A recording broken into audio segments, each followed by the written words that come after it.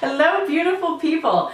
I'm always being told that I should start a life blog with advice. So today's video is how to be happy. Sounds simple, we should all be happy, but so many people are not. So these are my top tips in no particular order. Number one, eat foods that make you feel good. It sounds obvious, but a lot of times we don't associate what we eat with how we feel. So try to choose foods, I don't mean that make you happy like you eat a donut and then you're happy because of the sugar.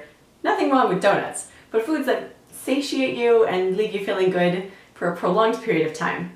And donuts are fine if you eat them and do not have any guilt and you enjoyed it. On to my next tip. And you really are what you eat. My next tip is to choose to see the positive side. Perfect example is, let's say a girl gets stood up on her date. So she can think, oh my God, he doesn't like me. You know, of course he stood me up. Or the flip side, you could say, maybe he's sick, maybe something's wrong. Let's give him the benefit of the doubt and maybe he got stuck on a train or something and he's delayed. So the positive side is to try not to jump to the bad conclusion and just keep it light. My next tip seems obvious, but maybe it's not to some, and that is to take a shower. Sounds silly, but sometimes if you're feeling down or you're feeling a little depressed, you don't feel like showering and then you stay down in the dumps. Whereas when you take a shower and the water hits you and you have some nice yummy scented soap, you feel a bit uplifted, and I think that really helps you to feel happy after, or happier after the shower. My next tip is to get sleep. Again, seems obvious, but it's really easy to let that fall by the wayside if you have work and you're going to the gym or you have family, or you have friends you want to see. Who cares about sleep? But sleep is so important because you can't cope with anything in life if you're tired. And if you're really, really tired, it actually makes you feel like you're drunk.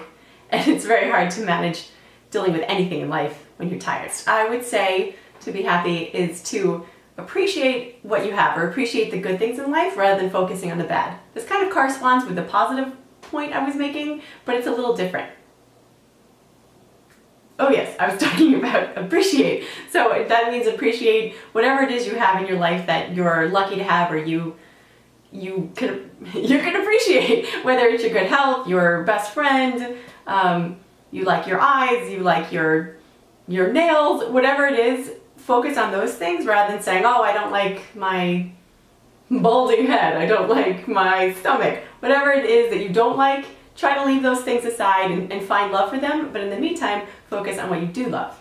So that being said, if you do have sad times, which we all have, and something's gotten you down, whether it's a bad day at work or a fight with a friend, allow yourself time to be sad. Like literally maybe set a timer for 5 or 10 minutes, write down everything that went wrong, why you're upset, but then when that time is up, don't focus on it, leave it aside, you have it all written down, and move on and get back to the positive side.